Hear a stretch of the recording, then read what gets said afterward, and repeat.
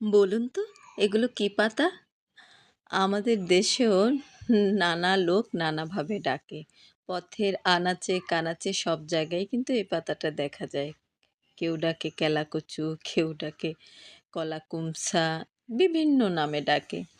যাই হোক, এই পাতাটার যেমন রয়েছে ঔষধি গুণ, তেমনি কিন্তু বড়া বানিয়ে খেলে অসাধারণ স্বাদ হয়।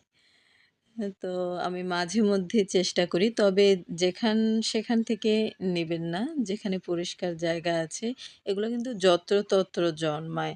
ভালো খারাপ সব জায়গায় জন্মায়। তো আমি যেটা করলাম, আমাদের স্কুলের পেছনে খুব ভালো সুন্দর জায়গা থেকে কয়েকটা পাতা নিয়ে আসলাম। আমি ডালও নিয়ে আসছি, আমার বাগানে লাগাবো তাই।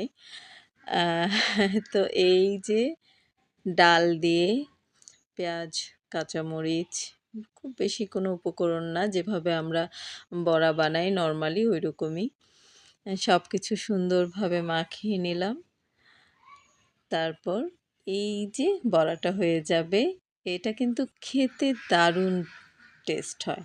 আমার ডাল একটু কম পড়ে গিয়েছিল, আমি আবার একটু ডাল নিলাম। আমি সবসময় যেটা করি, যেহেতু বড়া খেতে ভালোবাসি, আমি ফ্রিজে অলওয়েজ ডাল ব্লেন্ড করে রেখে দেই।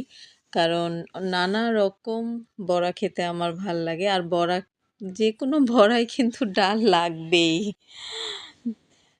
তো এই তো বড়াগুলোকে একদম মুচমুচে করে ভেজে নেব একটু ডুবো তেলে। আর এই পাতাটার বিশেষত্ব হচ্ছে, আপনি যদি এটাকে বেটে করেন, হ্যাঁ?